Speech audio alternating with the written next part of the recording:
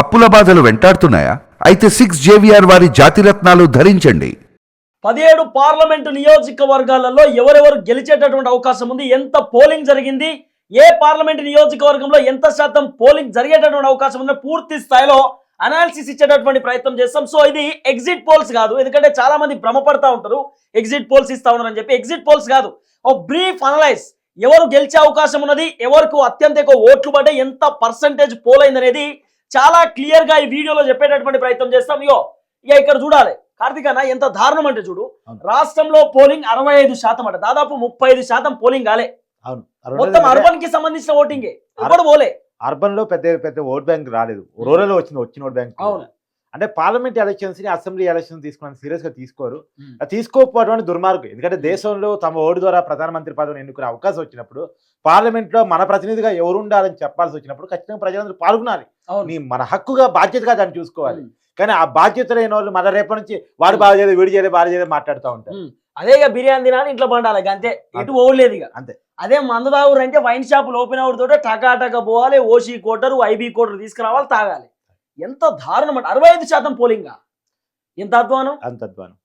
ఇక ఇక్కడ చూసుకుంటే చాలా క్లియర్ గా ఏ పార్లమెంటు నియోజకవర్గాలలో ఎంత శాతం పోల్ అయింది అనేది చాలా క్లియర్ గా మనం మాట్లాడుకుంటే, రాత్రి 11 గంటల వరకు ఎలక్షన్ అధికారులు అందించిన సమాచారం మేరకు పార్లమెంటు నియోజకవర్గాల వారీగా పోలింగ్ పర్సెంటేజ్ ఇలా ఉంది అని చెప్పి, ఆదిలాబాద్ కి సంబంధించిన పార్లమెంట్ నియోజకవర్గంలో 72.96% పోలైంది.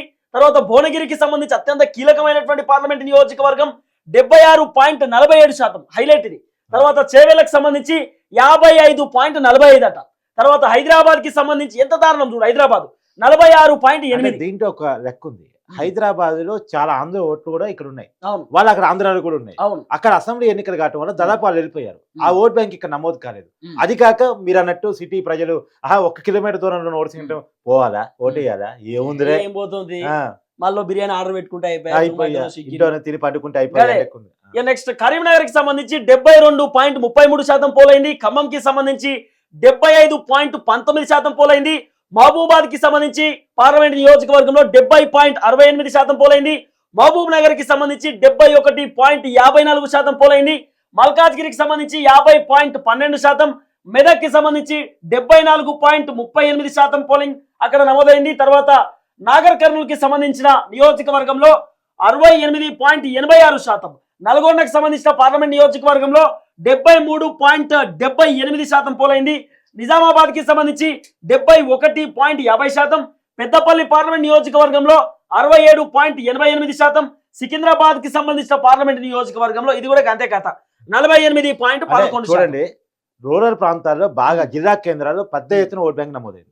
హైదరాబాద్ సిటీకి సికింద్రాబాద్, మల్కాజ్గిరి, హైదరాబాద్ పార్లమెంట్ స్థానం, చేవేళ్ల పార్లమెంట్ స్థానం, ఈ సిటీ పరిధి ఏదైతే ఉందో దాదాపు తగ్గిపోయింది. అవును.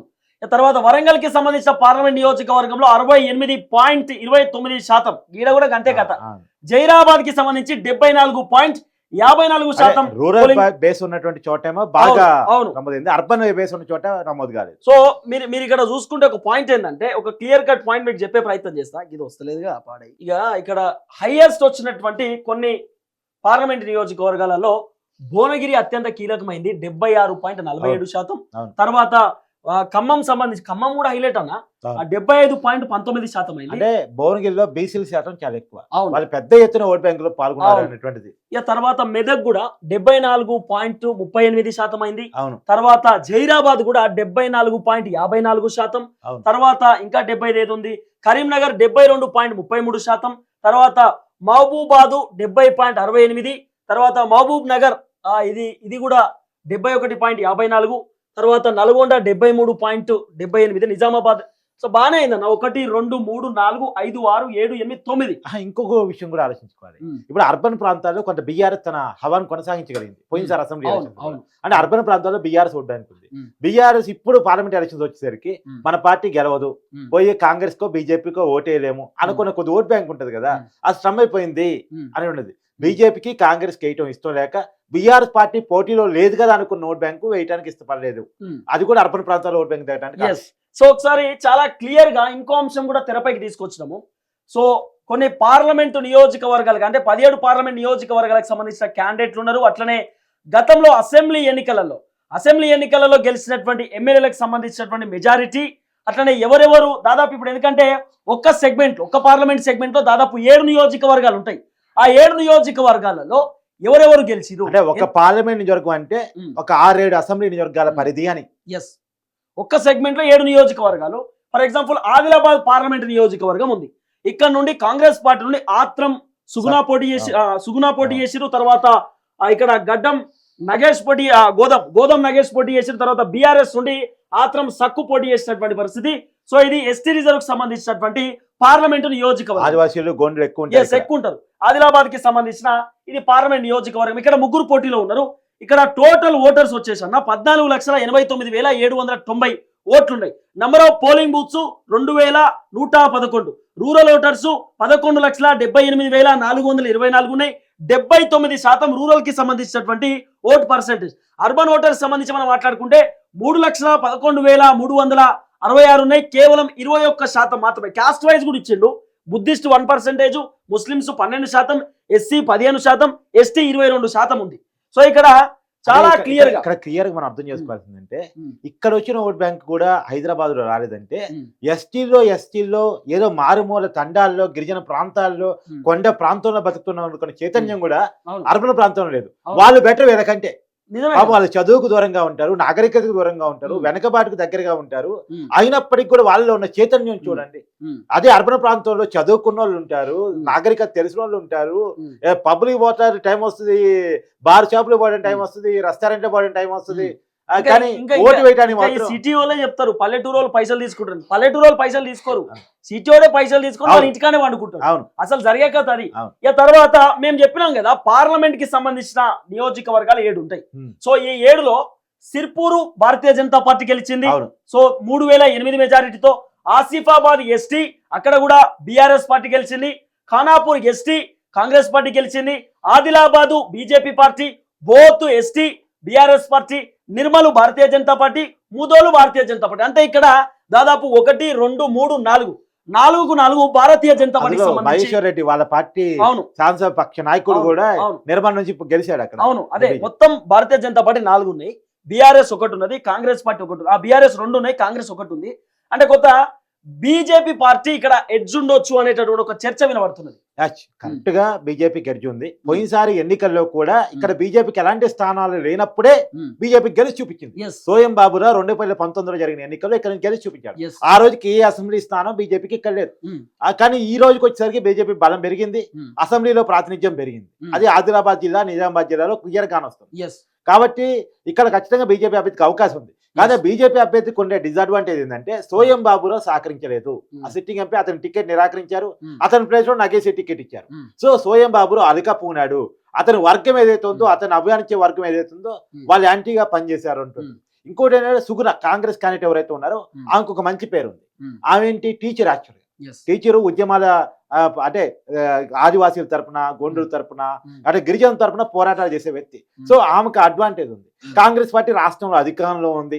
రేవంత్ రెడ్డి చాలా కార్యక్రమాలు ఆదిలాబాద్ నుంచి సెంటిమెంటల్ గా స్టార్ట్ చేస్తున్నాడు. సో అదొకటి కాంగ్రెస్ కలిసి వచ్చే అంశం. So Congress versus BJP fight లో బీజేపీకి అవకాశం ఉంది. ఎందుకంటే కాంగ్రెస్ కొన్ని అడ్వాంటేజ్ల కంటే కూడా బీజేపీ కొన్ని అడ్వాంటేజ్లు ఎక్కువ. కాబట్టి బీజేపీ గెలవడానికి అవకాశం ఉంది. కానీ టఫ్ ఫైట్ ఉండొచ్చు, కూడా చాలా టఫ్ ఫైట్ ఇచ్చేటటువంటి ఒక చర్చ అవుతుంది. ఎందుకంటే అక్కడ భారతీయ జనతా పార్టీకి 4 కాన్స్టిట్యున్సీస్లలో ఎమ్మెల్యేలు ఉన్నారు కాబట్టి కొంత బీజేపీకి ఎడ్జ్ ఉండొచ్చు అనే చర్చ అయితే వినబడుతున్నది. తర్వాత భువనగిరి పార్లమెంట్ నియోజకవర్గం అది అత్యంత కీలకమైనటువంటి నియోజకవర్గం. ఎందుకంటే దాదాపు 76.47% పోలింగ్ అయింది. ఇక్కడ మొత్తం 17 పార్లమెంట్ నియోజకవర్గాలలో ఇదే టాప్ పోలింగ్ లో. కాబట్టి ఎట్లుండొచ్చు ఇక్కడ బీజేపీ పార్టీ నుండి, ఇక్కడ కాంగ్రెస్ నుండి చామల కిరణ్ కుమార్ రెడ్డి ఉన్నాడు, భారతీయ జనతా పార్టీ నుండి బూర నర్సయ్య గౌడ్ ఉన్నాడు, బీఆర్ఎస్ నుండి క్యామ మల్లేష్ ఉన్నాడు. కానీ ఇక్కడ కులాలు డిఫరెంట్, రెడ్డి, గౌడు, యాదవ్.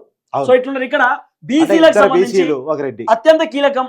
దాదాపు 3 లక్షల కాంగ్రెస్ పార్టీ మీద చాలా పెద్ద విమర్శ వచ్చింది కూడా. ఇక్కడ బీసీకి ఎందుకు టికెట్ ఇవ్వలేదు? అవును, ఇద్దరు వాళ్ళ బీసీలకు ఇచ్చినప్పుడు అదే బీఆర్ఎస్ అంటే నామినల్ వాళ్ళ అధికారంలో పోయారు. ఇప్పుడు పార్టీకి పెద్ద ఇది లేదు, పార్లమెంట్ లో గెలిచిన పార్టీ ఏం చూపించలేదు అనే కారణం చేత ఇప్పుడు బీఆర్ఎస్ ఓట్ బ్యాంక్ ఎవరికి పోద్ది అనేది ప్రధానం.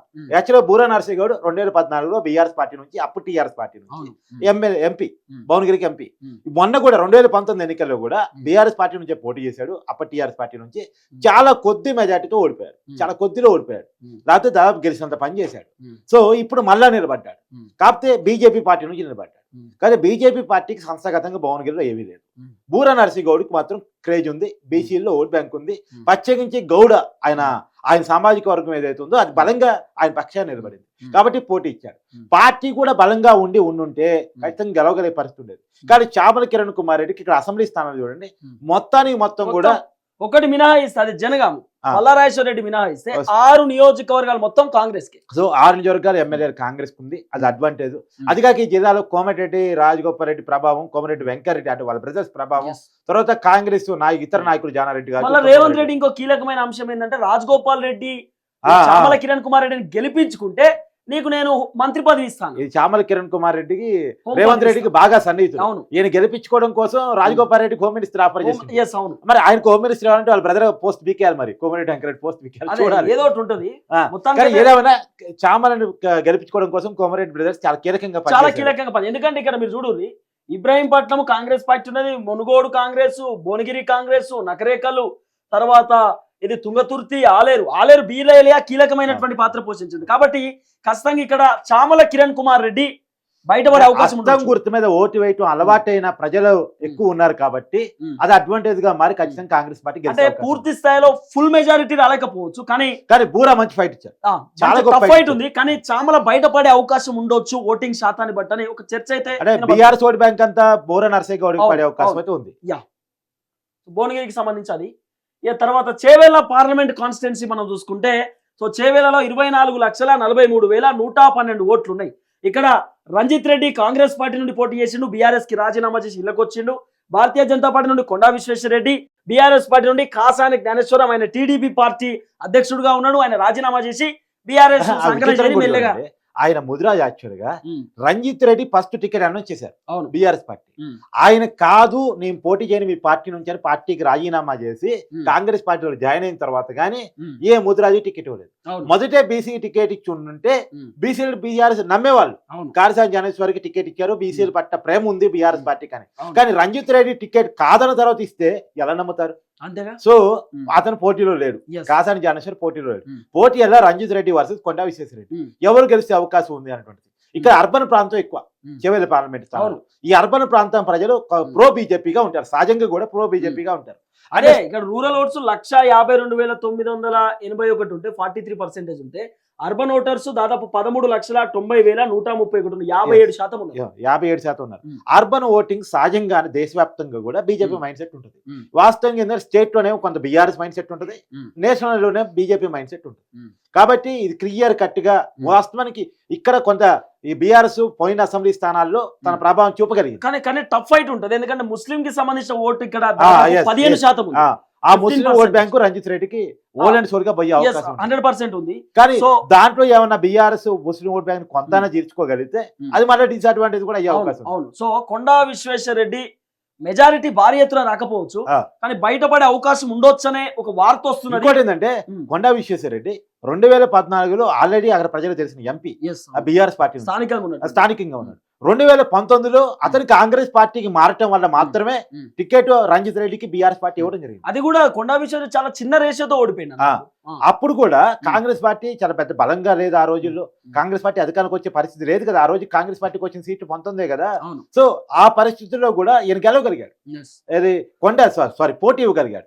రంజిత్ రెడ్డి సెకండ్ ప్లేస్ లో ఉన్నాడు, చాలా లిటిల్ మార్జిన్ లో ఉన్నాడు. సో రంజిత్ రెడ్డి గెలిచినప్పుడు కూడా ఈసారి పరిస్థితుల్లో మార్పు వచ్చేసింది. కొండ బీజేపీ నుంచి పోటీ చేస్తున్నాడు, అర్బన్ ప్రాంతం.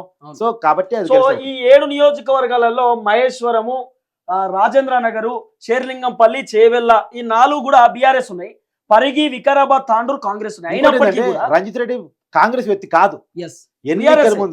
ఎన్నికల ముందు కేవలం టికెట్ ఇచ్చిన తర్వాత టికెట్ కోసం కాంగ్రెస్ లోకి వచ్చి రంజిత్ రెడ్డి పైన కొన్ని ఆరోపణలు ఉన్నాయి. ఏంటంటే హనుమాన్ గుడి వేల్చేసిందని చెప్పి, కోడిగుడ్లని అది ఇది ఏదో సరే వాళ్ళకి సంబంధించి ఆరోపణలు అయితే కొన్ని ఉన్నాయి. అవి కొన్ని అయితే తెరపైకి వస్తున్నాయి. అయినా కూడా టఫ్ ఫైట్ ఉంటుంది ఇద్దరి మధ్యలో. కానీ కొండా విశ్వేశ్వర రెడ్డి చాలా తక్కువ రేషియోతో బయటపడవచ్చు అనే ఒక అంశం మాత్రం తెరపైకి వస్తున్నది.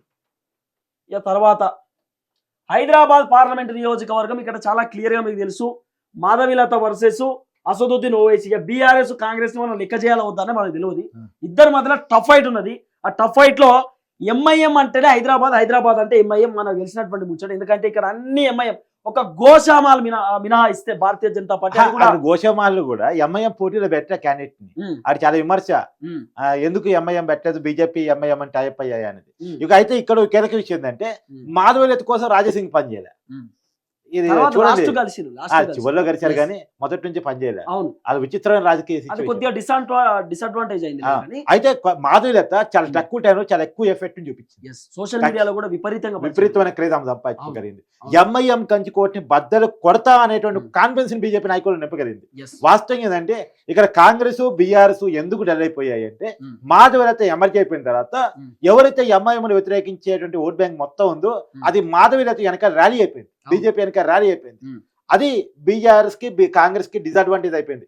వాళ్ళు నామినల్ ఉమ్. వాళ్ళు కనుక ఎంఐఎం ఓట్ బ్యాంక్ చేర్చగలిగితే అంటే ఉమ్. Muslim vote bank Congress Muslims దాదాపు 59% ఉన్నారు. ఈ ముస్లిం ఓట్ బ్యాంక్ ని కాంగ్రెస్ బీఆర్ఎస్ కొంతైనా చేర్చగలిగి ఉంటే ఉమ్. అది మాధవలతకి అడ్వాంటేజ్ అయ్యింది. ఉమ్. వాళ్ళు పూర్తిగా డల్ కావటం, నిద్రపోవటం, ఇంట్లోనే పండుకోవటం అనేటువంటిది ఉమ్. ఎంఐకి అడ్వాంటేజ్ అయిపోయింది. ఉమ్. సో ఎంఐఎం ఇక్కడ గెలవబోతుంది. Yeah. కేవలం కాంగ్రెస్ బీఆర్ఎస్ డల్ కావటం వల్ల మాత్రమే. Yes. మాధవలత చాలా ఎఫర్ట్స్ పెట్టారు, చాలా ప్రయత్నం చేశారు.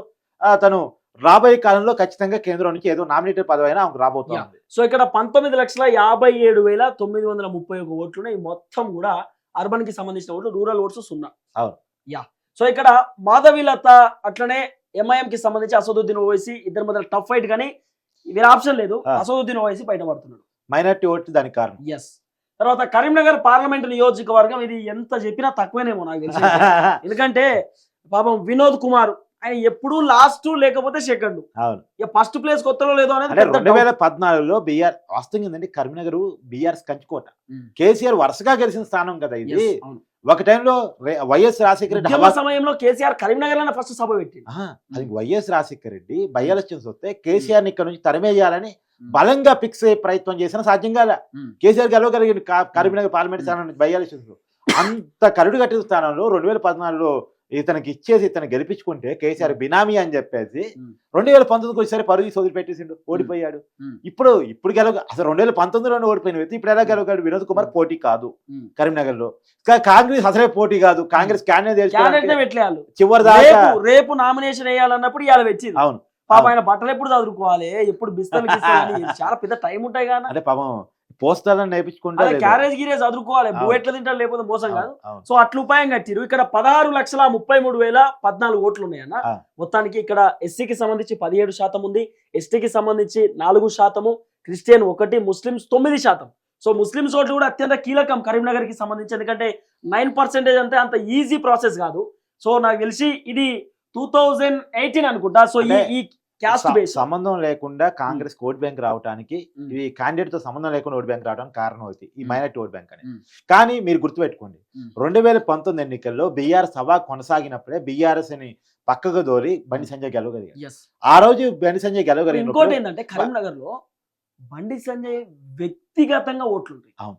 రెండోది మీకు ఒక విషయం కూడా చెప్తా. బండి సంజయ్ 2019 గెలిచే నాటికి ఒక్క స్థానం కూడా కరీంనగర్ లో బీజేపీకి లేదు. తనంతట తాను, మీరు అన్నట్టు తనంతట తాను ఎమర్జీ గెలవగలిగాడు. అసలు ఇంకోటి ఏంటంటే 2019 ముందు రాష్ట్ర వ్యాప్తంగా బండి సంజయ్ తెలుసు, కరీంనగర్ ప్రజలకు మాత్రమే తెలుసు. ఇక రాష్ట్ర వ్యాప్తంగా బీజేపీకి నాయకుడు అంటే బండి సంజయ్. మళ్ళీ ఇంకోటి బండి సంజయ్కి ఇంకో ఫేవర్ ఏమైందంటే సానుభూతి ఓట్లు పడ్డాయి. మన రాష్ట్ర అధ్యక్ష పదవి తీసేసిరు, ఒక బీసీని తీసేసి రెడ్డికి ఇచ్చిర్రు, ఇది ఎక్కడ అన్యాయం అని చెప్పి బండి సంజయ్ మంచి ఫేవర్ ఓట్స్ వచ్చినాయి. ఇప్పుడు చూడు ఆయన కేంద్ర మంత్రి అవుతాడు 100%, వేరే ఆప్షన్ లేదు. ఇక కరీంనగర్ కి సంబంధించి మొన్న జరిగిన అసెంబ్లీలో బీఆర్ఎస్, తర్వాత చొప్పదండి ఎస్సీ కాంగ్రెస్, తర్వాత వేములవాడ కాంగ్రెస్, సిరిసిల్ల బీఆర్ఎస్ కేటీ రామారావు సారు, మానకొండూరు ఎస్సీ కాంగ్రెస్, హుజురాబాదు బీఆర్ఎస్, హుస్నాబాద్ కాంగ్రెస్. మీకు కీలకమైన సంగతి చెప్తా. సిరిసిల్ల కేటీఆర్ కదా, ఇప్పుడు కేటీఆర్ నియోజకవర్గంలో ఇప్పుడు చూడండి బీఆర్ఎస్ కి ఎక్కువ ఓట్లు వస్తాయి, కాంగ్రెస్ కి ఎక్కువ వస్తాయి, బీజేపీకి ఎక్కువ వస్తాయి. చూడండి బీజేపీ సిరిసిల్లలో కేటీఆర్ కంటే, అంటే కేటీఆర్ పార్టీ వర్కింగ్ ప్రెసిడెంట్ కాబట్టి కేటీఆర్ పార్టీ కంటే కూడా కాంగ్రెస్ బీజేపీకి ఎక్కువ ఓట్లు వస్తాయి. మూడో స్థానంలో ఉంటుంది బీఆర్. సో అక్కడ మాత్రం బండి సంజయ్, వేరే ఆప్షన్ లేదు. ఇక్కడ బండి సంజయ్ గెలవబోతున్నాడు. మీరు ఎగ్జిట్ పోల్ కంటే తోపేగా మేము చెప్పి సంజయ్ గెలుతున్నాడు. తర్వాత ఖమ్మం పార్లమెంట్ నియోజకవర్గం అన్నకు అత్యంత సన్నిహితమైన నియోజకవర్గం ఇది, ఎందుకంటే అన్న స్థానికుడు, అక్కడ మనిషి. ఖమ్మం పార్లమెంట్ సంబంధించి ఇక్కడ రఘురామ్ రెడ్డి, ఆయన కాంగ్రెస్ పార్టీ నుండి, బీజేపీ పార్టీ నుండి తాండ్ర వినోద్ రావు ఉన్నాడు, తర్వాత నామా నాగేశ్వరరావు ఉన్నాడు బీఆర్ఎస్. పాపం నామా నాగేశ్వరరావు ఉత్తదేనా? అంటే ఇక్కడ నుంచి కనీసం 3 లక్షల మెజార్టీని కాంగ్రెస్ ఎక్స్పెక్ట్ చేస్తుంది. తోలు నేను బొమ్మలు వాళ్ళు చెప్పినట్టు చూడండి. చెప్పను కానీ ఖచ్చితంగా 1,50,000 మెజార్టీ పైనే ఉమ్. కాంగ్రెస్ ఇక్కడ నుంచి గెలవబోతుంది. ఉమ్. దగ్గుబాటి వెంకటేష్ కూడా కానీ వచ్చి ప్రచారం ఖమ్మంలో చూడన్నా దాదాపు ముస్లింస్ సంబంధించినటువంటి ఓట్ బ్యాంకు 8% ఉంది, అంటే అవును. 10% అవును ఉంది. అవును ఎస్సీకి సంబంధించి దాదాపు 18.30%. అవును. తర్వాత ఎస్సీ 18.30 అయితే ఎస్టీ 18.30, అంటే సేమ్ ఈక్వల్ ఉంది ఈక్వల్ ఖమ్మంలో. అవును. ఎస్టీ మైనార్టీ ఉమ్. ఇవి చాలా గెలిపించడానికి చాలా కీలకం ఉంది. చాలా కీలకం. యా, సో ఇక్కడ మ్యాక్స్ ఎవరు బయటపడవచ్చు? కాంగ్రెస్ ఎట్లుంది? బయటపడటం ఏంటి, పెద్ద మెజార్టీ, హ్యూజ్ మెజార్టీ తోటి మొత్తం కాంగ్రెస్ సిపిఐ మినహాయిస్తే ఆ, సాంబశివరావు సిపిఐ కూడా వీళ్ళకే మద్దతు కాబట్టి అది కూడా కూటమిలో భాగంగా సిపిఐ గెలిచింది, Yes, కాంగ్రెస్ అవును, పొత్తులో అవును, భాగంగా. అవును. సో మొత్తం ఉన్న గెలిచింది భద్రాచలంలో తెల్ల వెంకటరావు, అది మహబూబ్ స్థానం పార్లమెంట్ స్థానంలోకి వెళ్ళిపోయింది. మళ్ళీ పొంగులేటి ఉన్నాడు, ఆ, పొంగులేటి వియంకుడే కదా పోటీ అదే చేసింది. పొంగులేటి ఉన్నాడు, తర్వాత భట్టి, తుమ్మ నాగేశ్వరరావు, మల్లు భట్టి విక్రమార్క. వీళ్ళందరూ అంటే ఉన్నారు మల్లు భట్టి కాబట్టి- విక్రమార్క మొదట్లో కొంత కోపం ఇచ్చుకున్నప్పుడు కూడా తనకు రాలేదు టికెట్, తన భార్యకి రాలేదని అవును, అవును. చివరిలో సహకరించాడు, అంతా పాజిటివ్ గా అయిపోయింది. సో మొత్తానికి అక్కడ కాంగ్రెస్ పార్టీ గెలవబోతున్నది. అవును. సో మహబూబ్ నగర్ పార్లమెంట్ నియోజకవర్గానికి సంబంధించి కాంగ్రెస్ పార్టీ నుండి చల్ల వంశీచంద్ర రెడ్డి ఉన్నాడు, భారతీయ జనతా పార్టీ నుండి డికే అరుణారెడ్డి ఉన్నది, బీఆర్ఎస్ పార్టీ నుండి మన్నే శ్రీనివాస్ రెడ్డి ఉన్నాడు. ఎట్లా ఉందన్న situation? So CM Revanth Reddy సొంత జిల్లా ఉమ్. ఫస్ట్ అనౌన్స్ చేసిన సీటు కాంగ్రెస్ పార్టీ. అవును, సో వంశీ చంద్రరెడ్డి గెలిచే అవకాశం ఏ మేరకు ఉందన్నప్పుడు ఖచ్చితంగా అసెంబ్లీ స్థానాలు చూసినప్పుడు మొత్తం కాంగ్రెస్. కాంగ్రెస్ కు ఉంది అవకాశం. ఉమ్. అలా చూసినప్పుడు ఉమ్. కానీ డీకే అరుణ ఆ జిల్లాలో సీనియర్ నాయకులు అనుకున్న పరిచయాలు ఉన్నాయి. ఉమ్. సో డీకే అరుణ సొంతంగా నిలబడ్డప్పుడు ఉండే చరిస్మా వేరు. ఉమ్. కాబట్టి డీకే అరుణ రెండోది ఏంటంటే ఆ ఏరియాలో బీజేపీ పెరిగింది, ఉమ్. అందులో డీకే అరుణకి పర్సనల్ ఇమేజ్ ఉంది. ఉమ్. సో డీకే అరుణ పేరు చెప్తే పడే ఓట్లు ఆ కుటుంబం నుంచి రాజకీయ Yes. చరిత్ర ఉంది వాళ్ళకి. అంటే మేము తేల్చి చెప్పలేము, 50-50 ఉంది. ఆ. డీకేఆర్ 50, చల్ల వంశీచంద్ర రెడ్డికి 50. ఇది చాలా టఫ్ నియోజకవర్గం, ఎందుకంటే రేవంత్ రెడ్డికి సంబంధించిన ఓడిపోతున్న భయంతో ఉమ్. రేవంత్ రెడ్డి పదే సభలు పెట్టి తిరిగాడు. ఉమ్. చాలా సీరియస్ గా ఈ నియోజకవర్గాన్ని తీసుకున్నాడు, అవును. అంత ఈజీగా తీసుకోలే. Yes. కాబట్టి టైట్ అయింది, రాత్రి డీకే అరుణ గెలవగలిగేది ఈజీగా. అవును, 100%. సో ఇక్కడ ఎస్సీకి సంబంధించినటువంటి ఓట్లు 15%, ముస్లిం సంబంధించి 9% ఉంది. 15,06,102 ఓట్లు ఉన్నాయి. దాదాపు దీంట్లో రూరల్ కి సంబంధించి 80%, అర్బన్ కి సంబంధించి 20% ఓట్లు ఉన్నాయి. కాబట్టి సో డీకే అరుణ బయటపడే అవకాశం ఉండొచ్చు ఓట్ పర్సెంటేజ్ ని బట్టి అనే ఒక అంశం తెరపైకి వస్తుంది. కానీ చల్లా వంశీచంద్ర రెడ్డి కూడా టఫ్ ఫైట్ ఇచ్చిండు, చాలా కీలకమైనటువంటి ఫైట్ ఇది. అంటే చల్ల వంశీ ఏంటంటే అతను ఢిల్లీ లీడర్ తప్ప గల్లీ లీడర్ కాదు. ఎస్. ఈమె గల్లీ లీడర్, గల్లీలో నుంచి ఎదుగుతూ వచ్చింది, చిన్న స్థాయి నుంచి ఎదుగుతూ వచ్చింది ఆ కుటుంబం. కాబట్టి అది వీళ్ళకి అడ్వాంటేజ్ డీకే అరుణకి. సో ఇక్కడ డీకే అరుణ బయట పడవచ్చు అంటున్నాను, అంతేగా? అంటే అలా టఫ్ ఫైట్ మీరు అన్నట్టు, ఎందుకంటే Yes. ఎమ్మెల్యేలు అంతా కాంగ్రెస్ కు ఉన్నాయి కదా. 50-50 ఉండొచ్చు. తర్వాత మహబూబాద్ పార్లమెంట్ కాన్స్టిట్యున్సీ చూసుకుంటే కాంగ్రెస్ నుండి బలరాం నాయక్ ఉన్నాడు, ఎస్టీ రిజర్వ్ కి సంబంధించినటువంటి కాన్స్టిట్యున్సీ ఇది. భారతీయ జనతా పార్టీ నుండి సీతారాం నాయక్ ఉన్నాడు, బీఆర్ఎస్ నుండి మాలోతు కవిత పాపం ఉట్టిదే చాలా ఇబ్బంది పడుతుందన్న ఆమె. మూడో స్థానం. ఆమెకు అసలు గెలుతుందా గెలవదనే సెకండరీ, కానీ చాలా అవస్థ పడుతా ఉన్నది ఆమె. 14,24,385 ఓట్లు ఉన్నాయి. దీంట్లో ఎస్టీకి సంబంధించి 36.70%, ఎస్సీకి సంబంధించి 12.90%, తర్వాత క్రిస్టియన్ కి సంబంధించి 1.3%, ముస్లిం కి 4% ఓట్లు ఉన్నాయి. ఇక్కడ సీతక్క మంత్రిగా ఉన్నారు, తన ప్రభావం కూడా చాలా ఎక్కువ ఉంది అవును, ఈ పార్లమెంట్ స్థానంలో. అది కాక కాంగ్రెస్ పార్టీకి దాదాపుగా మొత్తం వచ్చా. ఇంకా బీఆర్ఎస్ ఉందా ఇక్కడ? బీఆర్ఎస్ ఒక్కటి ఉన్నది, ఒకటి ఉందా? భద్రాచలం. ఆ భద్రాచలం కూడా వెళ్ళిపోయాడు కాంగ్రెస్ లోకి, తెల్ల వెంకట్రావు. ఓకే, మొత్తం కాంగ్రెస్. అవును. సో మొత్తం కాంగ్రెస్ ఉన్నాయి, అది బలరాం నాయక్ అడ్వాంటేజ్ కాబోతుంది. సో ఎస్టీలో కాంగ్రెస్ కున్న ప్రాబల్యం, బలరాం నాయక్ ఉన్న పేరు, ఆ క్లీన్ ఇమేజ్, ఇవన్నీ అందులో సీతక్క పేరు, ఇవన్నీ అడ్వాంటేజ్ గా మారే అవకాశం ఉంది. కేవలం బలరాం నాయక్ చాలా పెద్ద మెజార్టీ ఇక్కడ గెలవబోతుంది. సో బలరాం నాయక్ బయట పడుతున్నాడు. అవును, వేరే ఆప్షన్ లేదు, నేను చెప్పిన ఫైనల్ అనుకోరు. సీతారాం నాయక్ కూడా బీఆర్ఎస్ నుంచి వచ్చి బీజేపీ నుంచి టికెట్ తెచ్చుకున్నాడు. ఆప్షన్ లేదన్న, మనం చెప్పిన జరుగుతుంది చూడరాదు. మల్కాజ్గిరి పార్లమెంట్ కాన్స్టిట్యున్సీ చూసుకుంటే ఇది భారతదేశంలోనే అత్యంత పెద్ద నియోజకవర్గం, మినీ ఇండియా అని పిలుస్తూ ఉంటారు. 31,50,313 ఓట్లు ఉన్నాయి. దీంట్లో రూరల్ ఓటర్స్ 8% మాత్రమే, అర్బన్ ఓటర్స్ 92% ఉన్నారు. క్రిస్టియన్ సంబంధించి 1%, ముస్లిమ్స్ 9%, ఎస్సీ 9%, ఎస్టీ 2% ఉన్నారు. ఇక్కడ కాంగ్రెస్ పార్టీ నుండి సునీతా మహేందర్ రెడ్డి ఉత్తకతే, భారతీయ జనతా పార్టీ నుండి ఈటల రాజేందర్ ముదిరాజ్, తర్వాత బీఆర్ఎస్ పార్టీ నుండి రాగిడి లక్ష్మారెడ్డి ఉన్నాడు. అది ఉత్కదే, ఉత్తకతే. ఈ రెండు ఉత్కదే. ఎందుకంటే సునీతా మహేందర్ రెడ్డిని ఉత్తదే అని ఎందుకు అంటున్నా, ఉత్తకతే అని ఎందుకు అంటున్నా? అది లోకల్ కాదు కదా, లోకల్ కాకపోయినా అప్పుడు మైక్ ఇచ్చి మాట్లాడమంటే మొన్న సోనియా గాంధీను రాహుల్ గాంధీ వాళ్ళు ప్రాణత్యాగం చేసుకోరని చెప్తుంది. అట్లా మాట్లాడుతున్నారు, ప్రాణత్యాగం చేసి అని మాట్లాడుతున్నారు. అట్లీస్ట్ ఆమెకి ఏమైనా ప్రిపరేషన్ చేసినా మాట్లాడిస్తే ఏమైనా ఉంటుండే ఉపాయం ఉంటుండే కానీ సరే టఫ్ ఫైట్ అయితే ఉంటుంది. ఈటల రాజేందర్కు గొప్ప మెజారిటీ రాలేకపోవచ్చు కానీ ఈటల రాజేందర్ బయట పడతాడు. ఎందుకంటే సానుభూతి ఓట్లు ఉన్నాయి. కేసీఆర్ అయిన ఇప్పుడు రిలేషన్ అనేటటువంటి బీఆర్ఎస్ ఓట్ బ్యాంక్ కూడా ఈటల రాజేందర్ పడే అవకాశం ఉంది. మళ్ళా- బీఆర్ఎస్ ఎమ్మెల్యే మల్లారెడ్డి పోయి మల్లారెడ్డి చెప్పిండు, వాటేసుకొని వాటేసుకొని నువ్వే గెలుస్తున్నావు నువ్వే అని అన్నాడు కదా. గెలుతున్నవే ఈడ నువ్వే వస్తున్నవే అని చెప్పి అవును. మల్లారెడ్డి చెప్తుండు. అవును. అంటే చాలా క్లియర్ గా అంటే ఈ ముగ్గురు క్యాండిడేట్ లో కూడా ఈటల రాజేందర్ ఉన్న స్టేచర్ వీళ్ళిద్దరికి లేదు. ఎందుకంటే ఇప్పుడు మేడ్చల్ అయినా మల్కాజ్గిరి అయినా కుత్బుల్లాపూర్ కుక్కట్పల్లి ఉప్పలు ఎల్బీ నగర్ సికింద్రాబాద్ కంటుంది ఈ అందరు ఎమ్మెల్యేలేమో బీఆర్ఎస్ పార్టీ అవునా ఈ అందరు ఎమ్మెల్యేలు కూడా ఈటల రాజేందర్కి అత్యంత సన్నిహితులు. ఈటల రాజేందర్తో క్లోజ్ ఉన్నారు. ఒక అంటే ప్లేట్ లో తిన్నారు వీళ్ళంతా. కేసీఆర్ తర్వాత అసలు ఆ పార్టీకి శాసనసభ పక్ష నేతగా చేసిన వ్యక్తి కదా. ఈటల రాజేందర్ ఆ, కీలకమైన వ్యక్తి. ఆ, అనేక దాదాపు మంత్రి పదవులు అనుభవించారు. విభేదించే వరకు రాజకీయాల నుంచి అంటే బీఆర్ఎస్ పార్టీ నుంచి రాజకీయంగా బయటకు వచ్చేంత వరకు కూడా మంత్రిగా ఉన్నాడు 2014 నుంచి వరుసగా. అవును ఖచ్చితంగా కాబట్టి ఈటల రాజేందర్ బయట పడుతున్నాడు. వేరే ఆప్షన్ లేదు. గట్టి మెజారిటీ అని చెప్పము, ఒక 2-3 రేషియోతో బయటపడేటటువంటి అవకాశం ఉంది ఖచ్చితంగా. సో ఈటల రాజేందర్ ఆడు వేరే ఆప్షన్ లేదు. ఇక మెదక్ పార్లమెంట్ కాన్స్టిట్యున్సీ త్రిబుల్ తలాకా మేము ఎప్పటి నుండో చెప్పుకుంటూ వచ్చినాం. త్రిబుల్ వార్ ఉండొచ్చు, త్రిబుల్ తలాకా కూడా ఉంటది. ఇక తర్వాత కాంగ్రెస్ పార్టీ నీలం మధు ముదిరాజు ఉన్నాడు, రఘునందన్ రావు భారతీయ జనతా పార్టీ బీఆర్ఎస్ నుండి ఇక్కడ వెంకట్రామరెడ్డి ఉన్నాడు. కానీ కొంత వెంకట్రామరెడ్డికి ఏదో అనుకూలంగా కనబడుతుంది. యాక్చువల్గా ఏంటంటే దానికి కారణం కూడా ఉంది. ఉమ్. ఇప్పుడు కేసీఆర్ సొంత నియోజకవర్గం గజ్వేల్ గానీ, ఉమ్. తర్వాత సిద్దిపేట హరీష్ రావు సొంత నియోజకవర్గం సిద్దిపేట గానీ, ఉమ్. అలా బీఆర్ఎస్ కంచి కోటలుగా ఈ రోజుకి రాష్ట్రంలో ఉన్నటువంటి ప్లేసులు ఆ పార్లమెంట్ స్థానం పరిధిలోనే ఉన్నాయి. Yes. కాకపోతే ఎందుకు ఈజీగా బీఆర్ఎస్ గెలిచిందని చెప్పలేకపోతున్నాం అంటే ఉమ్. రఘునందన్ చాలా గట్టి గొంతు ఉమ్. బీఆర్ఎస్ కి అంటే బీజేపీకి దుబ్బాకులో గెలుపు ద్వారానే ఊపొచ్చింది. ఉమ్. దుబ్బాకులో అయితే గెలుపు ఈ వెంకట్రామరెడ్డికి గెలవచ్చు అని ఎందుకు అంటున్నాం మనం అంటే సిద్దిపేట అవును. తన్నీరు హరీష్ రావు అవును. ఆయన బీఆర్ఎస్ కి సంబంధించి దాదాపు మామూలు మెజారిటీ అవును. 82,308 మెజారిటీతో కేవలం సిద్దిపేట ఉంటమే తర్వాత ఈ పార్లమెంట్ స్థానంలో తర్వాత గజ్వేల్ అవును. కల్వకుంట్ల చంద్రశేఖర్ రావు అవును. 45,031 మెజారిటీతో గెలిచిండు. ఉమ్. మామాళ్ళు ఇద్దరు దాడు ఈ అదే వెంకటరామరెడ్డి అదే అదే అడ్వాంటేజ్ కాబోతుంది. వాళ్ళిద్దరు ఉపాయం కడతారట మెల్లగా. అవును. సో ఇక్కడ త్రిబుల్ తలాకా ఉన్నా కూడా వెంకట్రామరెడ్డి ఎందుకో డౌట్ కొడుతుంది బయట కానీ పడవచ్చు. రఘునందన్ ఫైట్ ఇస్తున్నాడు. ఎస్ టఫ్ ఫైట్ ఉంది, చాలా టఫ్ ఫైట్. ఊహించలేము మనం ఏదో ఎందుకంటే వెంకటరామరెడ్డి మీరు విషయం గుర్తుపెట్టుకోవాలి, దుబ్బాకులో బై ఎలక్షన్ లో గెలిచిన తర్వాత బీఆర్ఎస్ పత్రం స్టార్ట్ అయింది. ఈ ఎన్నికల్లో ఖచ్చితంగా బీఆర్ఎస్ ఓడిపోవటం వెనక రఘునందన్ ఉన్నాడు, రఘునందన్ గొంతు ఉంది.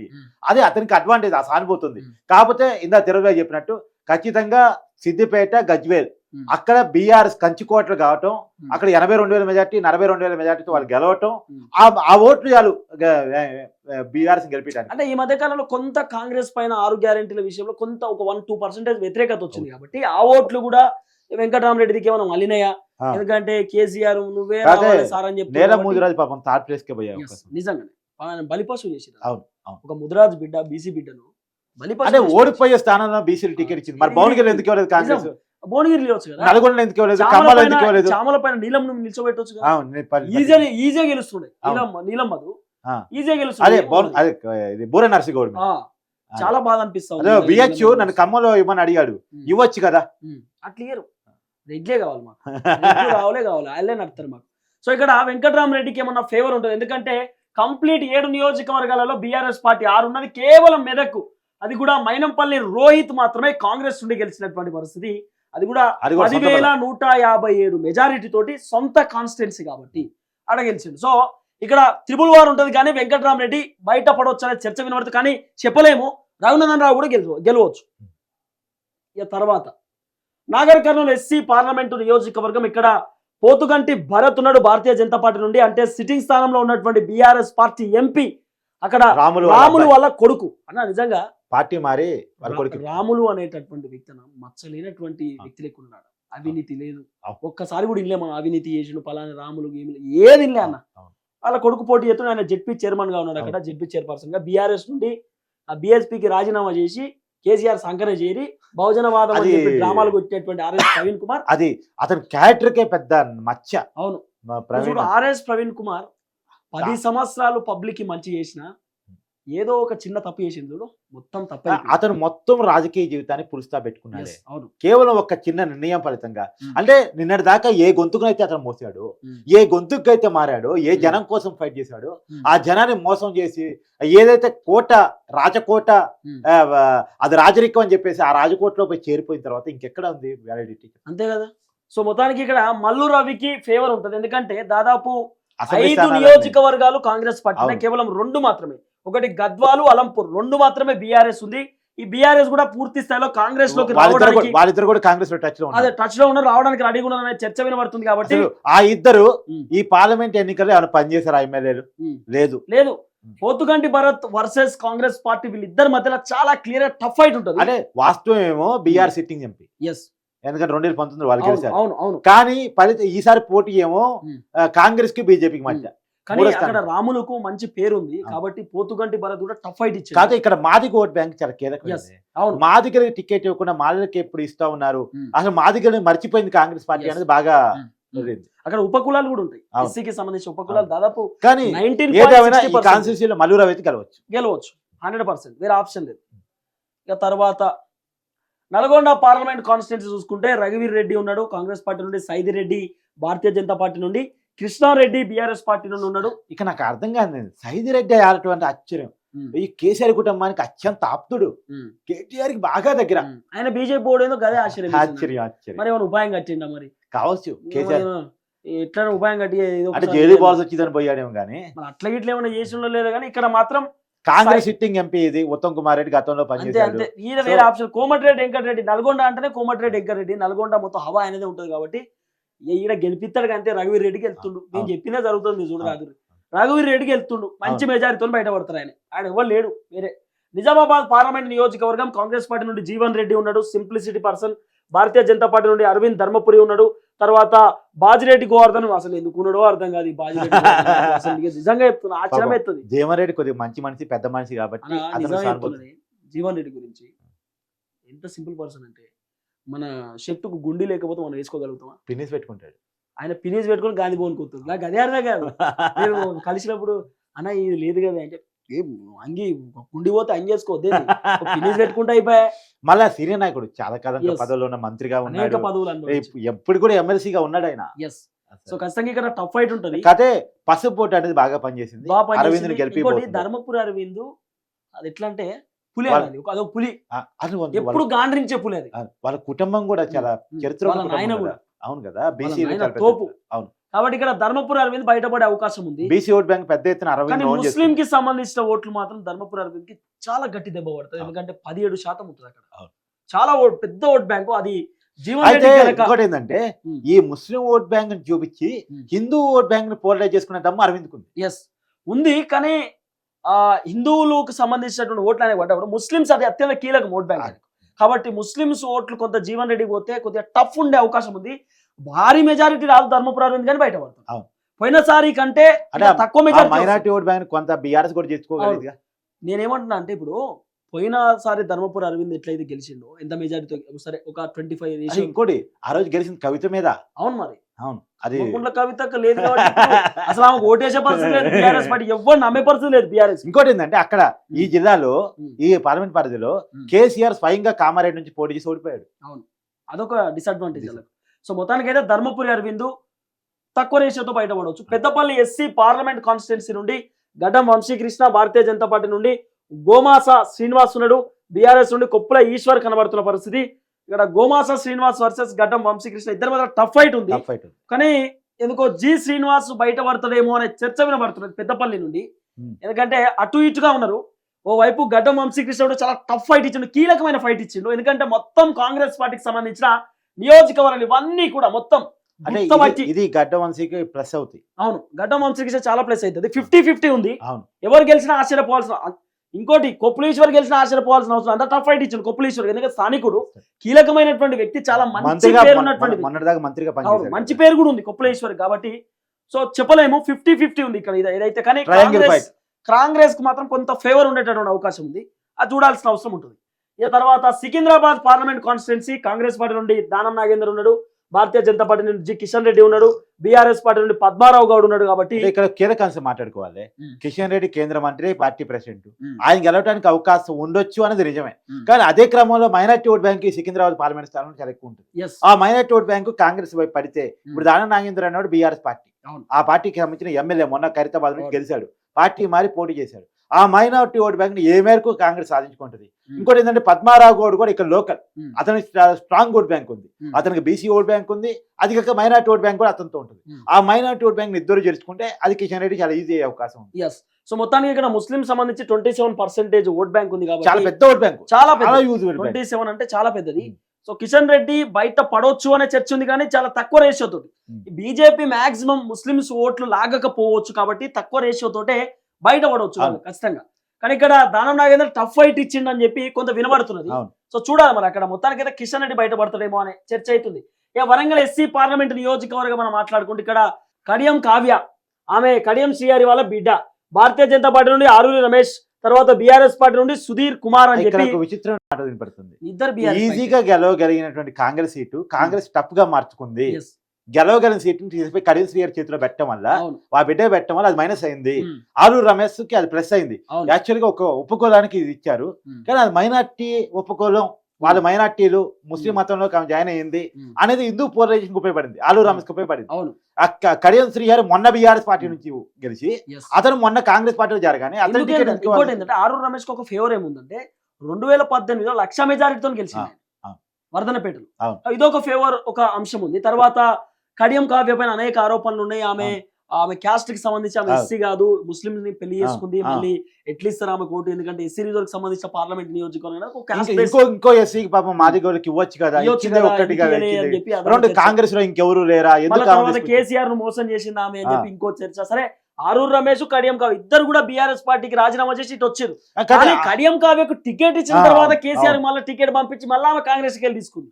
కాబట్టి ఇది కొద్దిగా డిసడ్వాంటేజ్ ఉండొచ్చు. కానీ ఇక్కడ కడియం కావ్య బయటపడుతుంది, ఎందుకంటే కడియం శ్రీహరి కూడా కాంగ్రెస్ లోకి వచ్చిండు. 7 నియోజకవర్గాలు ఇలా కాంగ్రెస్ పైచే ఉంది కాబట్టి ఎంతో కొంత నాకు తెలిసి 60% పరిచయాలు ఆయనే అడ్వాంటేజ్, ఆయనే డిసడ్వాంటేజ్. ఎస్, ఆమెకు 60% ఉన్నట్టు ఆరూరు రమేష్ కి మాత్రం ఒక 40%. ఒకవేళ ఇదే 40 ఇదే 60లో ఒక 10 అటు పోతే 50-50 ఇబ్బంది పడే అవకాశం ఉండొచ్చు. సో ఇక్కడ మాత్రం కడియం కావ్య బయటపడొచ్చు అనే చర్చ అవుతుంది. తర్వాత జైరాబాద్ కి సంబంధించిన విషయం మనం మాట్లాడుకుంటే ఇది పిక్చర్ క్లియర్, వేరే ఆప్షన్ లేదు. జైరాబాద్ పాటిల్ సిట్టింగ్ ఎంపీ, అతను బీజేపీలో చేరి పోటీ చేశాడు. ఇక జైరాబాదు బీపీ పాటిల్ ఈడ మేము వేరే చెప్పాల్సిన, సురేష్ షెట్కారు అంత ఈజీగా గెలిచే అవకాశం మళ్ళా చెప్తాను, సేమ్ ఓడిపోయే సీట్ అనుకున్న చోట బీసీలకు ఇచ్చారు కాంగ్రెస్ వాళ్ళు. ఇక్కడ కూడా సురేష్ షెట్కర్ కి అవకాశం లేదని తెలుసు. బీబీ పాటిల్కి మంచి పేరు ఉంది, సౌమ్యుడు, వివాద రహితుడు. అతను పార్టీ మారి బీజేపీ బీఆర్ఎస్ నుంచి పోటీ చేసి ఉంటే కాంగ్రెస్ కి అవకాశం ఉంది.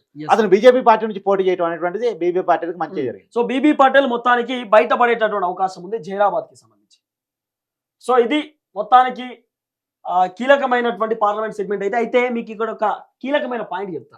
నేను కార్తీక్ అన్న మా టీం చేసినటువంటి అంటే మేము ఈ పార్లమెంట్ కి సంబంధించినటువంటి ఓట్ల కంటే ముందు, అంటే పోలింగ్ కంటే ముందు మేము ఒక సర్వే చేసినాం. ఆ సర్వే ఏం చేసినాం అంటే మేము భారతీయ జనతా పార్టీకి 7 ఇచ్చినాం, అప్పుడు బీఆర్ఎస్ పార్టీకి 1 ఇచ్చినాం, ఎంఐఎంకి 1 ఇచ్చినాం, కాంగ్రెస్ పార్టీకి 8 ఇచ్చినామే. ఇప్పుడు మనం చేసినటువంటి లిస్ట్ లో కూడా ఆ పోలింగ్ కి సంబంధించిన విషయంలో కూడా ఒక్కొక్క పేరు మనం ఇప్పుడు చెప్తా ఉంటే కూడా సేమ్ మనం ఏదైతే చెప్పినామో అదే జరిగింది. నువ్వు చూడు, మనం అప్పుడు ఏం చెప్పినాము, భారతీయ జనతా పార్టీ స్ట్రాంగ్ ఉన్నటువంటి భారతీయ జనతా పార్టీ కరీంనగర్ లో స్ట్రాంగ్ ఉంది, మల్కాజ్గిరిలో ఉంది, చేవెళ్లలో ఉంది, నిజామాబాద్ లో ఉంది. తర్వాత బీజేపీ పార్టీ మే అగైన్ ఫాలోయింగ్ భారతీయ జనతా పార్టీ మళ్ళా వచ్చేటటువంటి పకడ్బందీ సీట్లు ఆదిలాబాద్ 1, తర్వాత సికింద్రాబాద్, జైరాబాద్ అని చెప్పిన ఇప్పుడు గదే ముచ్చడి చెప్పినాం దీంట్లో. ఇప్పుడు మనం చేసినటువంటి అంశంలో కాంగ్రెస్ పార్టీ స్ట్రాంగ్ ఎటు ఖమ్మం, మహబూబాద్, నల్గొండ, పెద్దపల్లి. తర్వాత Congress maybe gain following Bhuvanagiri, Warangal. మనం అదే చెప్పినాం దీంట్లో. అంటే ఇది మనం చూడలే ఫస్ట్, మనం చెప్పిన దాంట్లో మళ్ళీ ఇక్కడ యాస్టీజ్ చూసుకుంటే సేమ్ ఇట్లనే ఉంది. ఎంఐఎం స్ట్రాంగ్ ఎట్ హైదరాబాద్, వేరే ఆప్షన్ లేదు. కానీ త్రిబుల్ సిచ్యువేషన్ మెదకు 3 అని చెప్పినాం, మహబూబ్ నగర్ 3 అని చెప్పినాం, నాగర్ కర్నూలు 3 అని చెప్పినాం. అంటే మేము గతంలో ఏదైతే సర్వే చేసినామో అదే యాస్టీజ్ వస్తుంది, ఆశ్చర్యపోవాల్సిన అవసరం లేదు. ఎక్కువ శాంపుల్ తీసుకొని పబ్లిక్ 3 ప్రకారం చేసిన సర్వే కాబట్టి దాదాపు అదే నిజం కాబట్టి అదే వచ్చేటటువంటి అవకాశం కూడా కనబడుతుంది. కానీ అంటే ఒకవేళ ఇక్కడ బీఆర్ఎస్ పార్టీ కనుక అంటే మెదక్ లో ఒకవేళ వెంకట్రామరెడ్డి ఓడిపోయిన ఆశ్చర్యపోవడం అవసరం లేదు. ఆ సీటు భారతీయ జనతా పార్టీకి వచ్చినా కూడా ఆశ్చర్యపోవాల్సిన అవసరం లేదు. భారతీయ జనతా పార్టీకి 8, కాంగ్రెస్ పార్టీకి 8, ఎంఐఎంకి 1 వచ్చినా కూడా మనము నోరు ఇంకోటి ఏంటంటే మొత్తం పార్లమెంట్ ఎలక్షన్స్ లో Hmm.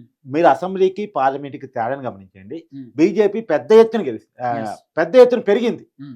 సరే సీట్లు పక్కన పెట్టేస్తే ఓట్ బ్యాంక్ చూసా కూడా Hmm. బీఆర్ఎస్ కి బీజేపీకి చాలా గ్యాప్ కనపడుతుంది. Hmm. ఒక అసెంబ్లీ ఎలక్షన్స్ లోనేమో ఓట్ బ్యాంక్ లో బీఆర్ఎస్ చాలా స్ట్రాంగ్ గా ఉంది. Hmm.